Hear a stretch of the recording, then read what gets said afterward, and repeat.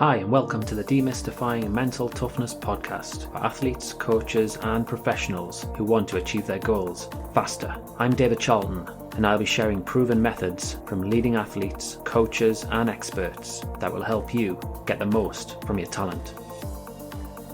Today's show is sponsored by Functional Intelligent Training, who are a sports injury clinic located in Gosford near Newcastle upon Tyne and specialise in athlete development, nurturing future champions, strength and conditioning support and excellent rehabilitation services.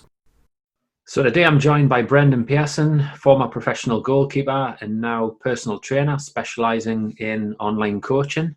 And for the listeners who don't know Brendan, he sadly retired from professional football at a young age, had a number of setbacks with injuries along the way, which we'll be discussing in the interview, as well as plenty of positive things too. So welcome, Brendan. I'm really looking forward to chatting to you today about your journey in football and where you are right now. Cheers, Jay. Thanks for having us on, Dave, mate. So yeah, you were a goalkeeper then. I was. So it'd be good to explore that one to start with. Arguably, it's the hardest position on the pitch, some would say, and I've heard it mentioned quite a few times that you guys are a bit crazy as well.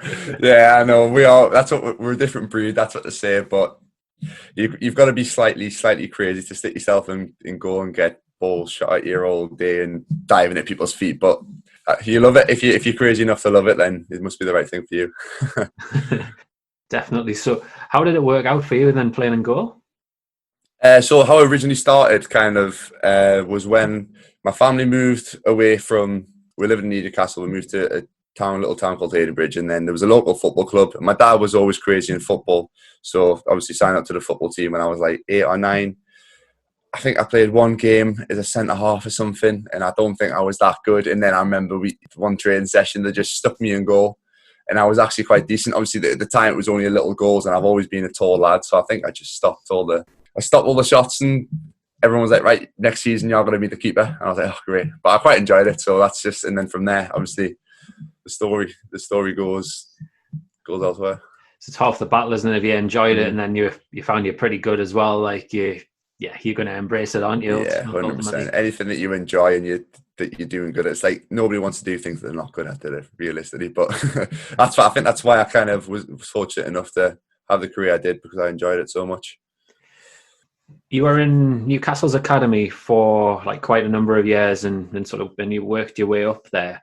Do you want to just tell us about the latter years in the academy? Yeah. So first starting, I joined the academy at 10. Again, it was at the end of my first season at my local football club. So joined there, had some really good years. So start off with like going from playing like junior local football to going to play against like your Man Cities, Man Uniteds, or even Sunderland's, like derbies, stuff like that. It was crazy as a young kid, and then had a few great trips away. I remember when I was 11 or 12, we went to Rome for a week, actually playing against AC Milan, Lazio, Roma, big teams like that. Obviously, as a young lad, getting to go away and play football was crazy. And I think I missed half the day of school as well. I think it was just before school holidays, so I missed a day of school as well, so it's even better. And then going up the age groups, same sort of thing, just going away on little tournaments, again playing teams like Ajax, and obviously all the big Premier League teams. It's crazy thinking what the kind of opportunities you have as a young lad coming up through the age groups, and then working your way up to getting to 16, where you start, actually at the age of 14, 15, you start leaving school 1 or 2 days a week to go and train. So it's almost like you're part-time, full-time. And then at 16, obviously, getting your scholarship and going full time, and then progressing from the academy up into the age groups, from reserves to trying to get into the first team. You mentioned there about playing these bigger teams, the Ajaxes, the AC Milans, and Man Uniteds, and what have you. How was that as a kid? What was your mentality around that? It was surreal. I think I remember when I was younger, you don't really get nervous when you're young. I remember the feeling in that tournament when we went to Rome when I was about 11 or 12, we played Benfica. That's who it was, Benfica in the final. I think that was one of the first games where I actually felt a little bit of nerves, a little bit of pressure from my memory. From what I can remember, it didn't really bother me, didn't really faze me playing against other teams until I got to, that was the first kind of memory, like I said. But mindset going into it, I just enjoyed playing football as a young lad, and I believed in myself. I think my confidence was quite good at a young age, which helped me massively. Then kind of as you progress and the kind of more important and the more serious football gets, that's when the kind of pressure starts to build a little bit. And then, like you said, playing against the Ajaxes and stuff when I was 19, looking at their team now, half of their team that we played against was actually playing in the first team today. So it's kind of, there is the pressure there, but it's a surreal experience, and you think that you're fortunate enough to be in that position to play against teams like that. So there is pressure, there is nerves, but you've just got to be grateful for the opportunities that you have. So in some ways, the way you viewed pressure was, or those situations, it was a challenge and an opportunity ultimately. Yeah, 100%, 100%. And that's the kind of mindset I had throughout my football career was, this is my job. I could be doing a different job, like a 9 to 5 sort of thing, and just waking up for work and thinking, oh, it's another day kind of thing. But the times when nerves and pressure got to me, I just thought, like, you could be doing something a lot worse. Yeah, there's worse things. There's people who obviously working in the army, going away. That there's real pressure. There's like life and death pressure. This pressure is just like, right, you can't let it go on today. Right, you want to kick the ball this far. Right, you just the pressure's completely different. So that was kind of how I tried to kind of control my nerves in a way. That sounds like a really good approach, because yeah, I know a lot of people do have problems with that. Yeah, I was bad for it, to be fair. I was never like sick or anything before a game, but I remember my first game in the FA Youth Cup when I was 16. I remember I was thinking about that game for a good solid 2 weeks beforehand, because my first time playing for the under-18s, it was my first time playing in a stadium and stuff, first time playing in front of so many fans. So I remember I was very nervous for that game in particular, I remember. So, okay, then tell us a bit more about that, than the nerves. I'm trying to remember. It was a while. I remember actually the day before I had a terrible training session, really bad training session. Like everything was just going through my hands. I don't know if I was just overthinking it, but it's just, I think a lot of young lads will probably understand this. It's like when, say, you make your first team debut, or it's your first time stepping up the age group. So maybe you might be 14 going to play for the 16s. Like, you get the opportunity. You've got to try and think as positive as possible, I think, and you are going to be nervous, and I think you're just going to have to accept that a lot of the time. But you can't stop it. Like I said, you'd have to accept it. And going into the game, one thing that massively helped me, I remember, it was Rolando Aaron. So I think he's still at Newcastle now. He's on loan at Motherwell. He came to me and literally on the pitch about to kick off, and he came to me and said, "Brennan, you're a great keeper. I believe in you," and walked off. And then little things like that just give you that little boost. And I think the more as the game goes on, the kind of more your confidence grows. And I remember in the second half, I was fine. Because I had a good first half and your confidence just builds, but it's just that you're always going to have nerves beforehand.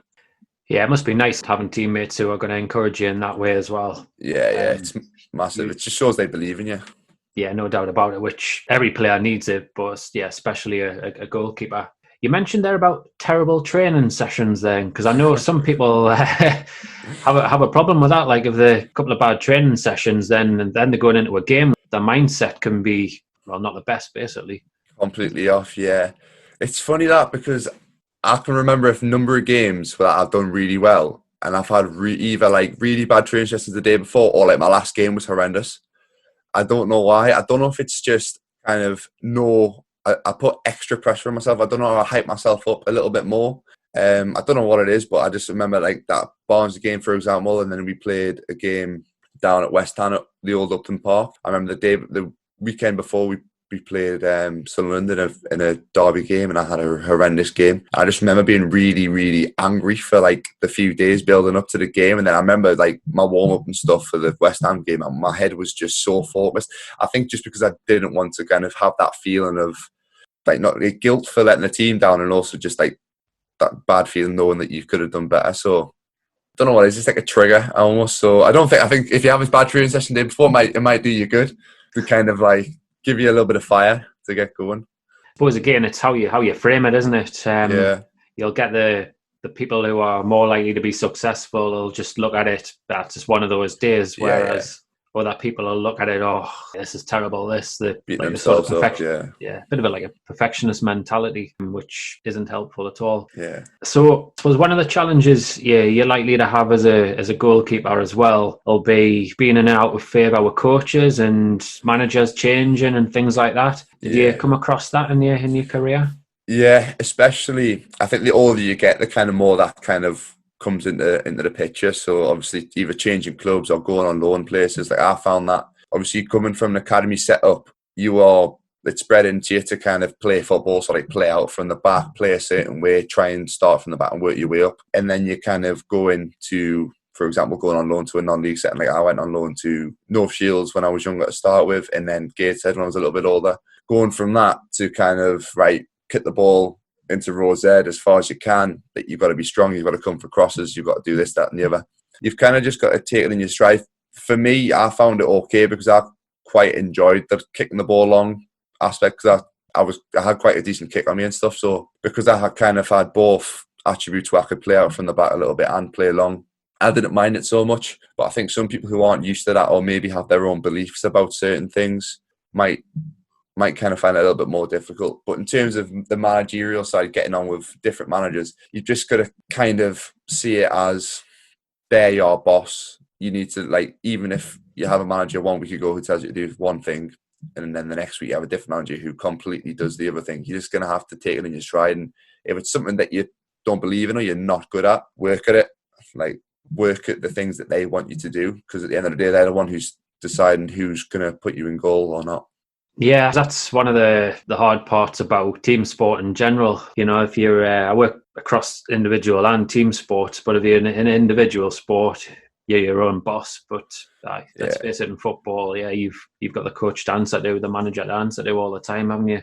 Exactly. I know you can't, like, especially if you have a thing that you don't agree on with a manager and you like approach him in the complete wrong way, like say, I believe in this, like you can F off, blah blah blah. Like that's not a good relationship to have, and you're probably going to get chucked out the squad completely, never mind being on the bench or something. So you've got to kind of control your anger and your frustrations in a sense, and just be level headed when it comes to that kind of thing. All right, how do you do that then? How Oh did you do God, it? there has been times where you kind of snap, but yeah, I don't know. You've got to be clever about it. You can. It is a difficult one, especially when somebody's telling you something that you know is completely wrong. You just kind of have to bite your tongue in these situations and then go and moan to your missus about it or something at home. I do something, I'll moan to your dad, ring my dad, he thinks this and this and this. It is a very difficult one. Or maybe talk to your teammates, or maybe if you're in a good team, like a team where your captain's like a great captain, you can kind of go and speak to them about it. And then maybe if they have that relationship with the manager, they can maybe talk about it. But it is difficult when there isn't that relationship and you have a manager who kind of is very set in his own ways. But yeah, some players do lose their head with it. But at the end of the day, is it really worth kind of losing a game time at the end of the day? That's what it is. And it's a difficult one. It's a difficult one. What's your opinion on it? Go on, I want to hear your opinion on it. Yeah, if you're going to lose your rag on the spot, then it's probably not going to be helpful, is it? Like you say, for the relationship. So if you're able to bite your tongue, go home, sleep on it, have a chat with your friends, your family, probably the wisest approach. Yeah. And then ultimately, though, at the end of the day, if you're going to then hold a grudge or hold it personally, it's probably not going to be helpful. So yeah, my advice would be to be able to then speak to the coach, have the courage to do that. But again, it's how you approach that situation, isn't it? And you'll find some coaches are more open to that, and some aren't. Mm-hmm. So that would be the ideal. Yeah. I know. It's hard. It's harder as well if you're a young lad. Like, first of all, the fact that you might have to go and knock on the manager's office and say, can I have a chat? That's very nerve-wracking as a young lad, like really nerve-wracking. And then second of all, if it's an experienced manager who maybe have played the game and done really well and stuff, and you're a young lad kind of coming to talk to him and disagreeing with what he's saying, like some people won't like that. Some people would say, have respect kind of thing. But I think a lot of managers nowadays are kind of being a little bit more open with that. You might still get your old school kind of managers that are like, right, no respect. Like, what have you done to kind of earn, like, the right to say that I'm wrong kind of thing. Like, if more experienced pros, the kind of managers might listen to, rather than like a young lad, like a 17-year-old lad who's just hasn't even made an appearance in the first team. I might have played one game, coming and expressing his feelings about stuff. The manager might just shut him down.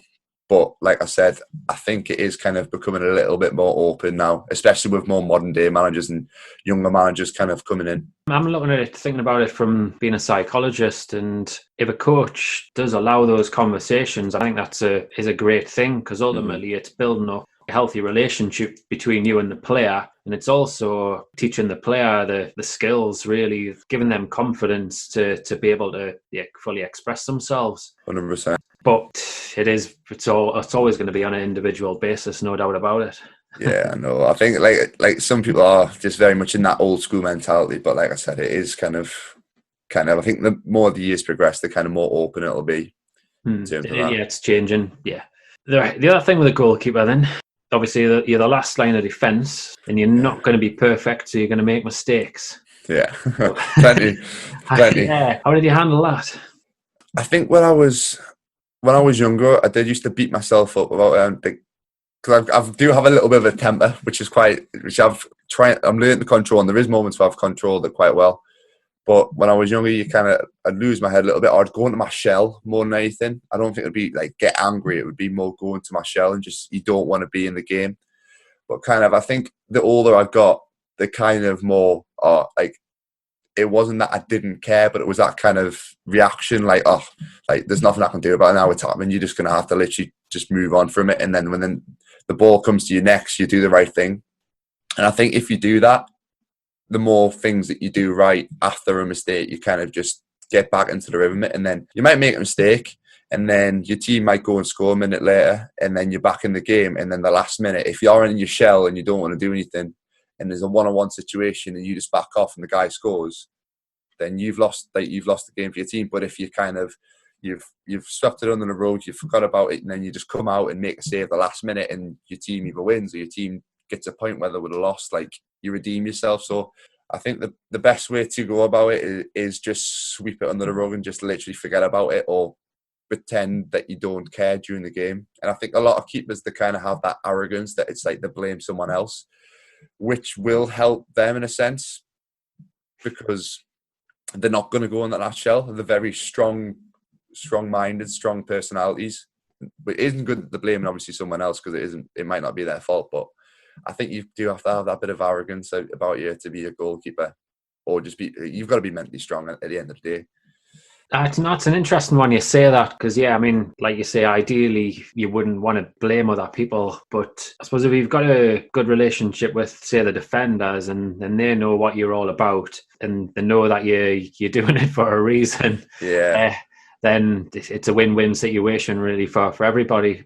If you've got a defender who's likely, I'm saying a defender, but it's like any player who's likely for their heads to drop, and they don't take criticism well, then you're going to run into problems, aren't you there?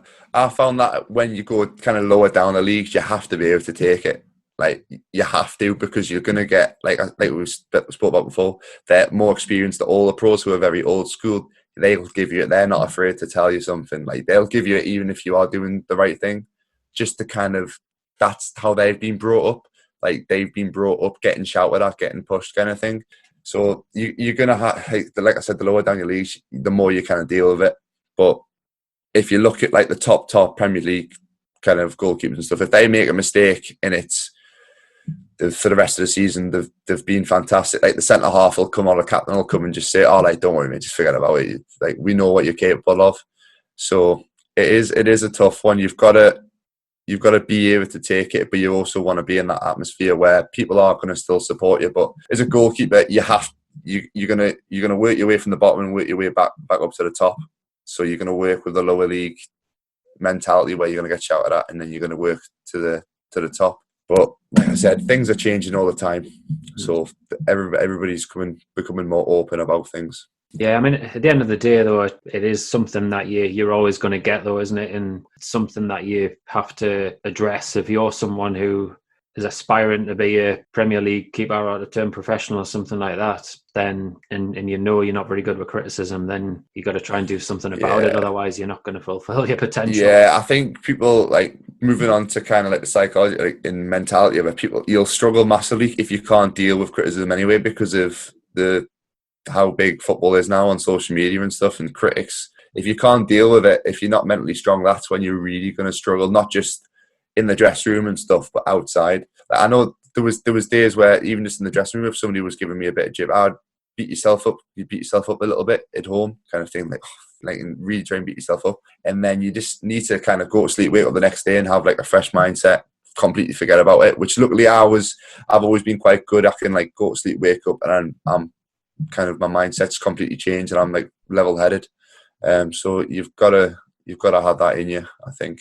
Without doubt. We'll move on and talk about injuries because I know you've had your big frustrations throughout the years, haven't you? And it's ended up where you sadly have had to retire at a young age. Are you okay to talk about some of the bigger injuries you've had? Yeah, 100%. So my first real big injury, but I had a thing called spondylolisthesis when I was younger, when I was about 12 or 14, which is just a slip vertebra in my back. So I was kind of in and out of football for a while with that. I think it was about 2 years. But my first kind of serious injury was when I was 16. That was my first kind of surgery that I had. So I had my right meniscus. I had a tear in it when I was 16 years old, which was a really out the blue injury. I just started playing a game and my knee swelled up. But I think I jarred it a few weeks before, and I think the surgeon said it was related to that. But anyway, I was out for about 3 months with that, 3 or 4 months, which isn't too bad. But as a young lad, it was me leaving school, going into full-time football. It was obviously a bit frustrating starting the season out that way, missing the first 3 months of the season, which is pre-season, so it's the perfect time to get experience, get games. And then moving on from that, I always had a few little niggle injuries. I broke my hand when I was 18, so that's what, like 6 to 8 weeks I was out with that. And then my two most recent injuries, which have kind of been the things that have stopped me from pursuing professional football again, was I had patella tendonitis in both my knees, but it kind of got to the point where it's actually chronic, so I'm kind of always going to have to deal with it now. I had loads and loads of treatment. I had injections. I had what they call stripping, which is like the strip away bits of your tendon. Electric acupuncture treatment, which sounds delightful. It isn't at all. It's really horrible. Surgery on my left knee. And I ended up actually being out for about 2 years with that when it was only meant to be a 5 month recovery post surgery. So that was frustrating. And then moving on to my last injury, which is kind of the one that stopped my professional career most recently, was I had a full ankle reconstruction. So I tore 3 of my lateral ankle ligaments, partially tore my peroneal tendon, which is just down the back of your heel, and had a bit of cartilage damage as well. So I had that tidied up and sorted, and I just kind of got myself back fit from that, and then lockdown hit. Right. Yeah, so I've had a few. Just thought I'd get them all out of the way straight away. Obviously, you know the treatment table quite well, and like having to go through the rehab, to say the least. How tough is that to go through rehab, when especially the longer term ones? Yeah, I think when you've got an end goal, like an injury, you might have an operation. They might say, right, 5 months time, you'll be back fit and playing. You've got that light at the end of the tunnel kind of thing. But the frustrating thing that I found was because of my knee injury, they told me it was going to be 5 months, and then it got the 5 months, and I could see I wasn't really getting anywhere. That's the frustrating thing. I was always quite good at coping with injuries. I don't know if it was because I had them a lot, but I always kind of thought, right, I'm just going to work day by day, see it as an opportunity to get fitter in the gym, work on other things, and not get too bogged down, because I can only control. Well, I can't just clip my fingers and then my knee's going to be fine. So just coming in day by day working. But like I said, the main frustrating thing was me, because I didn't know when I was going to get back fit. It was just kind of a day by day. Oh, how are you feeling today? We'll try this sort of thing. But obviously the other frustrating side is you're missing out on so much, and you're watching other people kind of skip ahead of you and getting extra days of training, extra games in, extra exposure with the first team manager or going out on loan. And obviously missing out the kind of the training banter, the training crap with the lads. You're not feeling too much of a part of the team, even though you've got the dressing room where you can speak to the lads, but you're missing out on training, which is a big part of it as well. So there's loads of different aspects that can be frustrating. So I can imagine emotionally that's pretty tough at times then. Yeah, it can. It's just I think I was fortunate that I was very positive minded. Where I think a lot of lads will struggle. Not to say that I'm like amazing in any way whatsoever, like not at all. But like I was always positive minded. I enjoyed the gym aspect of it as well, which I think I was very lucky. I know a lot of lads hate being in the gym. They hate doing bike sessions. They hate lifting weights. They hate all that sort of stuff. But I was very fortunate that I had a passion for that as well, which kind of helped me through the process massively. But it's still frustrating. You're there to do a job, which is play football, and you can't do that. Exactly. That's what you enjoy, and exactly. Where you have lots of fun. So I suppose what are the key little things then when you're injured to help yourself through that process? What would you say to that? Yeah, for me was once they interacted with the team, like 100% staying interact with the team. Like if the lads are going for food after training or something, try and go. Which was another, actually, just to go off topic. Like the thing about being injured is you do long days, so the lads might finish training at 1 o'clock. Say they've done their session in the morning, you'd still be there till like 4 o'clock. So you're missing that kind of, if the lads go for food or something after training or whatever, you're missing that. But go back to the point anyway. So stay interacted with the lads, like have a bit of crack with them in the change room and stuff. Make sure you go into the games, being involved with the team beforehand, which I think is massive as well. That build up to the game, like support the lads, go around, give them high fives beforehand, celebrate with them after, or just be with them if you get beat, always be around them. And then try and find a routine that kind of gets you going, because I know it's like being injured and you're going for treatment and then you've got to do your stretching, your rehab, your boring exercises, which nobody wants to do. Just get a routine to kind of keep you going, because you can't just end up sitting there and not doing anything and thinking about how terrible it is that you're inside and everyone else is outside playing football, sort of thing. The best thing is just interacting with people and sticking to your routine and just working hard and get your head down, because at the end of the day, if you know you've worked hard and done everything to get back fit, you're going to go to sleep happy. So 3 things in there. So you've got, like you say, that sort of interacting with a team and being involved with them, routine, and then being positive, that committed attitude to it all, having that, I suppose, that belief that you can turn things around over time. 100%, yeah.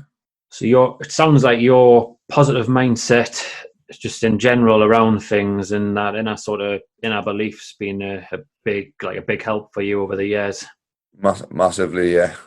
I've just been very fortunate, but like I said before, I think I was lucky that I enjoyed the kind of the gym based environment as well, which would have helped me massively. Because if I'm trying to think, if there was something that I didn't enjoy doing, like if it's like me going into a different job and having to be like a plumber or something like that. If someone loves plumbing, it's great because they can just do that forever. But it's like, if I go and do it, I'd be sick of my life. Like I was just fortunate, I guess, to have that passion, which I think it grew from being injured so much and being in that gym environment, which has obviously took me to where I am today. Yeah, we'll wrap up shortly. How we can just look like the retirement side of things. How did that come about, and how did you deal with that? Yeah, so my decision to kind of not pursue the professional game was kind of before. So I was playing in Scotland for a team called Morton, which is where I had my last ankle injury. So before that, I literally said to myself, look, this is going to be my last shot, because I had a trouble with injuries in the past and signing for teams and contracts falling through. So football was it drained me a little bit just because of everything that I'd been through. But then I said to myself, right, this is my last shot. Give it 100%, and then obviously the injury happened, and it was quite a really serious one. And I was thinking, is it worth? Because of obviously, I wanted to pursue a career in the fitness industry down the line, whether it be after my football career or during it, because you can probably do it at the same time. I always knew, is it worth the risk of me going full-time professional again with the amount of injuries that I've had and the potential that I could either make my injuries worse or get another one, which first would be like bad for me, like mentally. It would be tough for me to go through another kind of long-term injury, and also like for longevity in terms of the fitness career that I want to do I want to do it? So anyway, had my injury in August, and then I just decided that was going to be it full time professional football. And then I pursued my personal training career in December, when I first started getting my proper job, and then been doing online stuff as well since then. But also looking to try and play part-time football, because I do miss the game a little bit as well. So We'll see how that goes. Like you say, on the back of injuries, potentially chasing going in the fitness industry has been something that's been on your radar for a while as well. Yeah. It's always been, like I said, it's always been a passion, and I've done my PT qualification while I was injured at Newcastle. So I've done that about 4 or 5 years ago while I was at Newcastle. So I always had it at the back of my mind that I wanted to pursue that passion at some point. Yeah. I can imagine it was still quite tough emotionally, though, just to actually pull the plug and say, right, I'm not going to... Yeah, like I went through a difficult period afterwards. I think to call it "you lost your head" kind of thing. I had that. Like, it was probably about a week after my operation. So I mentioned it in my podcast. After when I had my injury, and I got the club let me go, and it was in between having my operation, about a week before my operation. So I ended up going on holiday somewhere and spending, like, just pretty much going for a drinking holiday and just spending too much money. And then that kind of triggered me to think, right, I'm better than this kind of thing. Like, this is not what I want to do for the rest of my life. So, like, pick yourself up and get going. So that was kind of a little trigger. So I was lucky that I had that kind of experience that flipped the switch for me. And then since then, I've just kind of built kind of built myself back up to the point I'm at today. So, like, it could have went the other way. I could have just kept on going down that downward spiral and just kept going to parties and drinking and whatever. You can go any route. You can go even worse than that. So I was just fortunate that it did flip a switch in me, and then things have went from there. It sounds like you're down there again, that you probably this work ethic, that confidence, the focus, things like that have probably really helped you. Not have been easy at times, and you've got to go through the bad times to then turn it around, like you mentioned. But that's probably been really helpful for you. Yeah, it definitely has helped me. I think I've got OCD with getting training or something like that. I don't know what it is, but that sort of mindset where I need to get something done each day or else I'm not happy. Taking action. That's a good thing for people. So what would you, if you were to give a young player who's in an academy setting, they've maybe just about to sign a scholarship, or they've signed a scholarship, 3 bits of advice, what would you say? First one would be humble, which is something that I believe a lot of young footballers do get carried away with example, signing your first professional contract, because at an age of 17, 18 or something, you're probably going to get, if you're getting a decent amount of money at that age, you can easily go and spend it on nice cars and stuff. But be humble. Just remember where you came from, and don't get carried away with stuff that you haven't made it. When you get your scholarship or when you get your first contract, you haven't made it. Football's a very short career, and people don't realise that. So that would be my first point. Second one would be simply work hard and make sure you're doing something every single day to kind of progress each kind of day and get to your end goal, whether that be play in the Premier League, play for your country, etc. Set your goals and just focus on that each day. And then third thing is probably don't take it for granted, because a lot of lads, there was times where I kind of took it for granted, especially when I was injured, and I was kind of thinking, I'll be fine, I'll get back fit and I'll sign a contract somewhere else and my football career will be absolutely fine. But it doesn't always work like that. I'm not saying that you're not going to make it as a pro. I would never tell anybody that, but be realistic and look down the line. And also think football's not forever. Football's a job up until early 30s, late 30s if you're lucky. You've got to think long term. A fourth point, just enjoy it as well. You're fortunate enough to be a professional footballer, or a footballer, or a scholarship footballer, so enjoy the experience. So I'll add an extra one in.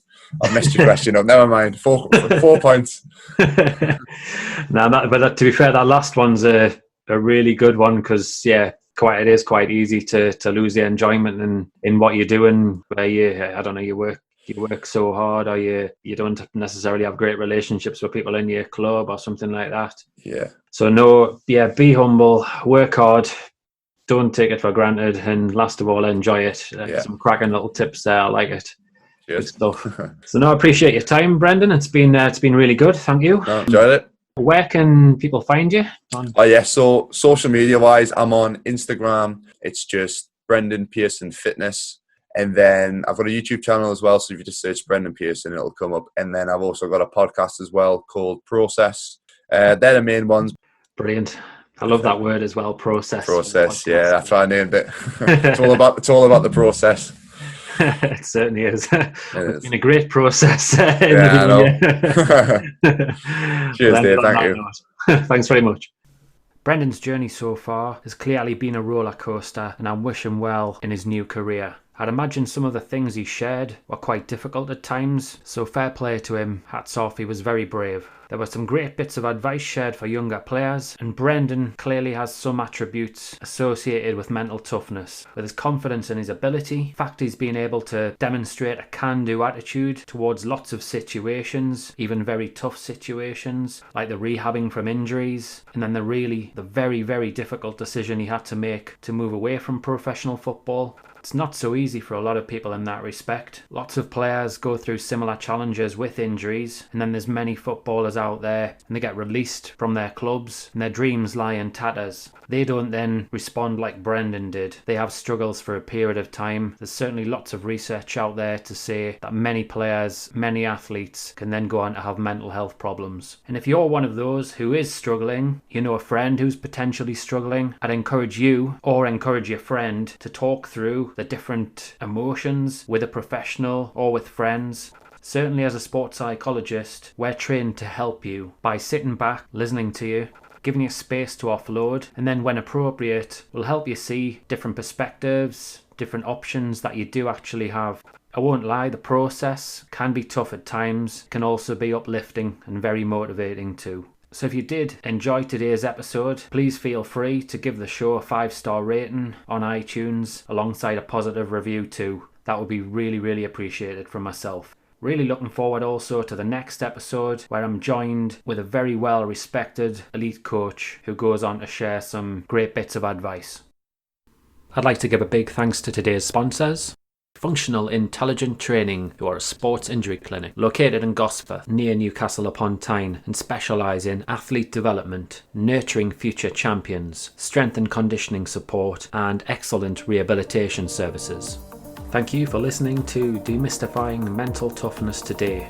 To sign up for tips and advice to help you be the best that you can be, go to www.sport-excellence.co.uk and sign up to the Mental Edge newsletter.